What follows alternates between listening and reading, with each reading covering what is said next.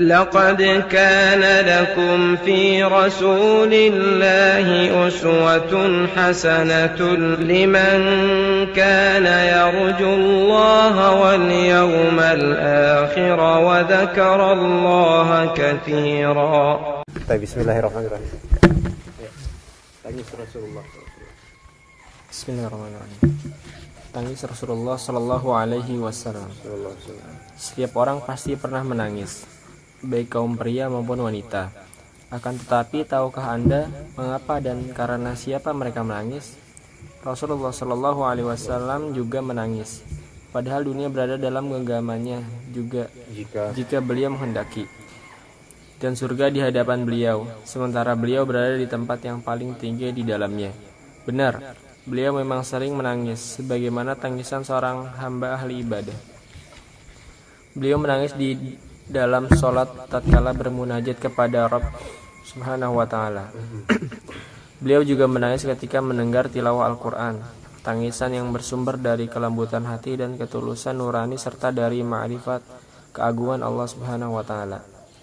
Dari Mutarrif, yakni bin Abdullah bin Asy-Syakhir, dari bapaknya yakni Abdullah bin Asy-Syakhir, Rasulullah radhiyallahu anhu, ia berkata, "Ataitu Rasulullah sallallahu alaihi wasallam wa huwa yusalli wa li jawfihi azizun ka azizil mirjali minal buka." Aku datang menemui Rasulullah sallallahu alaihi wasallam ketika beliau sedang salat. Dari rongga dada beliau keluar suara seperti bunyi air yang tengah mendidih di dalam kuali, disebabkan tangis beliau. Diriwayatkan oleh Abu Daud. Abdullah bin Mas'ud radhiyallahu anhu menuturkan, Rasulullah sallallahu alaihi wasallam pernah berkata kepadaku, "Bacalah Al-Quran untukku." Aku berkata, "Wahai Rasulullah, apakah aku yang harus membacanya, sedangkan Al-Quran itu diturunkan kepadamu?" Beliau menimpali, "Aku lebih suka mendengarnya dari orang lain." Aku pun membacakan surat An-Nisa untuk beliau, hingga ketika sampai pada ayat, "Maka bagaimanakah tahu hanya orang-orang kafir nanti apabila kami mendatangkan seorang saksi atau rasul dari tiap-tiap umat, dan kami mendatangkan kamu Muhammad sebagai saksi atas mereka itu sebagai umatmu." Quran surat An-Nisa ayat 41. Aku lihat air mata beliau menetes. Diriwayatkan Al-Bukhari. Cobalah perhatikan uban yang menghiasi rambut beliau. Jumlahnya lebih kurang 18 helai di kepala dan janggut beliau. Camkanlah dengan mata hatimu. Dengarkanlah kisah uban putih tersebut dari penuturan beliau. Abu Bakar radhiyallahu anhu pernah bertanya, "Wahai Rasulullah, sungguh Anda telah beruban." Beliau menjawab, "Syayyabatni Hudun wal waqi'ah wal mursalah wa amma yatasaalun wa idza syamsu kuwirat." Aku telah dibuat beruban oleh surat Hud, surat Al-Waqi'ah, surat Al-Mursalat, surat Amma Yatasaalun, dan surat Idza Syamsu Kuwirat. Diriwayatkan oleh At-Tirmidzi. Bismillah. Ini perihal tentang tangisan Rasulullah SAW. Dan tangisan Rasulullah, tangisan karena mengilmui apa yang beliau dengar atau apa yang beliau baca. Maka sebenarnya kita ini Muslim ya, membaca Al-Quran itu hendaklah kita mengetahui maknanya. Di antara sebenarnya kajian yang teragung itu kajian tafsir, Pak.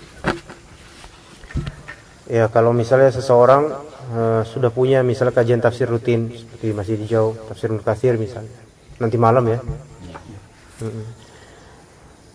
itu sebenarnya harus dipertahankan walaupun lama kayaknya. Tapi kan inti dari tafsir itu kita benar-benar ini mengagungkan kalam Allah, yang kita pelajari kalam Allah gitu loh. Jadi mau seberapa lama apapun, atau lembet atau semacamnya, maksudnya lembet, maksudnya enggak khatam-khatam, ini jangan cari khatamnya, enggak khatam-khatam memang. Kok khatam ya sampai seumur hidup baru khatam, itu pun belum tentu. Tapi hadirkan ketika kita membaca membaca Al-Quran dan juga mengkaji tafsir, itu benar-benar ini kalam Allah Ta'ala. Ya. Bahkan sering-sering aja ketika misalnya kita membaca kitab-kitab tafsir, benar-benar kita agungkan itu kitab dan juga yakini ini kalam Allah Ta'ala sedang kita pelajari, kalam Rabbul Alamin. Makanya jika mungkin jika boleh misalnya Anda benar-benar mengharuskan, melazimkan tiap muslim itu harus punya kajian kitab tafsir. Harus punya. Maksudnya harus punya, bukan mempresentasikan, tapi dimanapun dia, di masjid manapun, sama ya Ahlus Sunnah wal Jamaah yang mengajarkannya, bukan orang-orang ini. Dan gak main-main ngajarnya, maksudnya ngajarnya beneran. Karena gak semua ustadz juga ngajar tafsir beneran, dia ngajar tafsir. Ada juga yang gak bener. Maksudnya gak bener, loncat-loncat gak jelas. Ya. Maksudnya bukan tematik, kalau tematik kan beda konteks. Enggak, dia ngaji kitab cuman semaunya aja, dia loncat kemana aja. Ya. Kenapa? Karena masya Allah ini kitab tafsir. Kita ketika di kampus dulu atau ketika di sekolah ya, ada nggak sekolah yang mengajarkan kita pelajaran apapun tanpa kitab? Nggak ada kan? Nggak ada. Dan pasti runut. Kalau misalnya ada guru atau dosen yang mengajarkan nggak runut, loncat-loncat sana mari, pasti kita nggak suka sama orang itu, apa dosen itu. Ini nggak main-main ini guru gitu. Itu apa pelajaran apa? Pelajaran umum dunia. Justru kitab Allah Al-Quran harusnya jauh lebih kita fokuskan. Maksudnya harusnya lebih benar-benar kita mencintainya dan memiliki kajiannya itu. Makanya itu penting sekali kajian tafsir itu. Mau tafsir Katsir, selama tafsirnya sahih, insyaallah bagus. Tafsir As-Sa'di atau tafsir Muyassar atau tafsir lainnya, maka pegang terus. Bahkan kalau misalnya ada kajian kitab tafsir di suatu tempat yang antum rutin padanya, kemudian ada kajian tabligh akbar tematik, kalau anda pribadi menyarankan tetap terus di kajian rutin itu, jangan ke tematik. Jangan ke tematik malah. Isi besur tabrakan. Maksudnya kita punya jadwal fix gitu kan? Iya. Lebih menghargai yang runut ini, kajian tafsir ini. Iya. Karena yang kita pelajari jelas ini kalam Allah, kitab Allah, kita tahu ayat apa dan sebagainya. Ya, begitu ya. Nah, itu untuk menyuburkan keimanan kita terhadap Al-Qur'an. Kita sekarang kenapa kita jarang menangis ketika, atau bahkan tidak pernah mungkin ketika membaca Al-Qur'an? Pertama karena kejahilan kita itu. Itu paling inti tuh, karena kejahilan kita. Kalaupun kita tahu maknanya, kita nggak bisa menangis itu karena banyaknya maksiat kita. Juga ya karena kita jarang mengkajinya. Andai kita sering mengkajinya, membiasakan diri dengan kajian-kajian tafsir kalam Allah, itu akan lebih mudah insyaallah.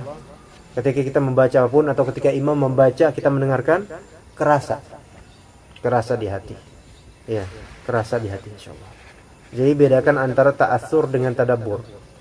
Ta'assur itu membekas doang, yaitu ketika ada imam bacanya tuh masya Allah merdu banget, nadanya luar biasa, nangis kita.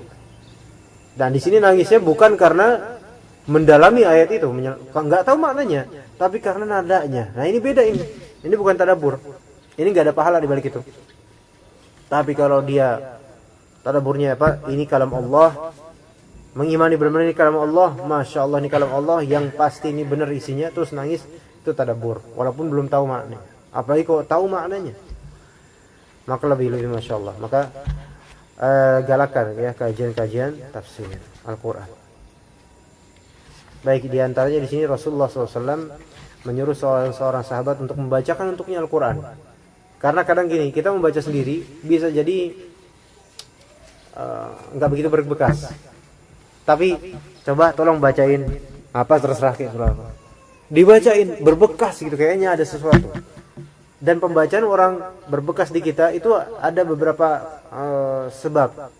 Bisa karena memang kitanya membutuhkan bacaan dari orang, seperti Rasulullah SAW mengatakan, aku lebih senang dibacakan Atau bisa jadi pembacanya itu tuh ikhlas, bisa jadi. Karena keikhlasan itu memberikan aura dan cahaya yang lebih. Juga bisa jadi karena pembacanya itu mempunyai ilmu tentang apa yang dibaca. Itu berbekas itu. Berbekas. Ada misalnya kita tahu kadang imam di masjid yang kita sholat di dalamnya. Kadang ada imam yang bacanya bagus, tapi nggak membekas di hati. Kadang ada imam yang bacanya itu sebenarnya biasa, tapi membekas di hati. Itu bisa jadi karena faktor zat imamnya itu sendiri. Ketika membacakan itu, dia juga imamnya itu tahu tentang apa maknanya dan mentadabburinya, sehingga kerasa di kita. Padahal kita sendiri nggak tahu maknanya.